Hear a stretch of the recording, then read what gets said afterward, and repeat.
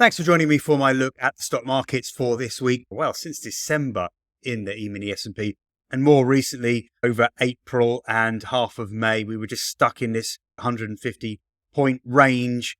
Very difficult. Up one day, down the next, closing almost unchanged. For swing traders, that is no use at all.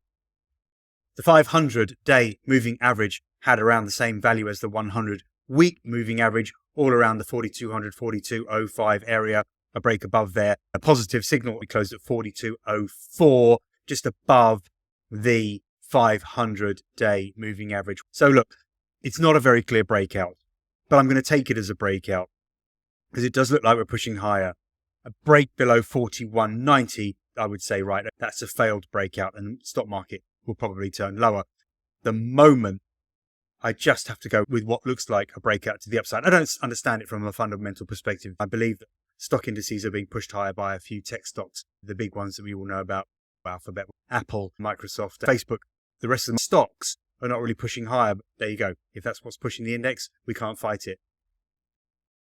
For those reasons, the Nasdaq's been pushing higher. I think a lot of it has to do with the AI craze, investors trying to make money on this new productivity boom. The Nasdaq has very clearly pushed higher, and there's no point in fighting it. Even this doji on Friday doesn't suggest that the market's going to suddenly turn around and go down. So whether it seems crazy or not to you, with a very strong chance of an economic recession coming in the second half of this year, it doesn't matter.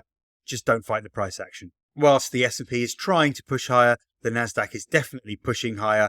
The Dow Jones has been struggling. We are in such a sideways trend that the moving averages on the daily chart, well, the 500 has been flatlining, the 100 flatlining, the 200 is certainly starting to flatline. Even the 50-day moving average, very much flatlining. So you can only trade the range in the Dow Jones. So I'm just going to leave it there and look at the Dax40. I thought that this was a diamond top pattern. Well, if it was a diamond pattern, we've broken to the upside. Clearly, we are pushing higher. We've got opening gaps, which are very bullish. Must have been some stops going off there, some buy stop orders to get out of some short positions. And we're certainly pushing higher. Maybe they were buy stop to enter orders, which people had above the all-time high in order to make sure they automatically jumped into long positions. If you want to know more about buy stop to enter orders, I'll try and remember to put a link in the description box below because I've done a video on those if you're not sure what they are or how to use them. On a breakout, this all looks very positive. And even though I don't think it makes any sense to me, it does look like the DAX is going to continue higher. Don't fight it.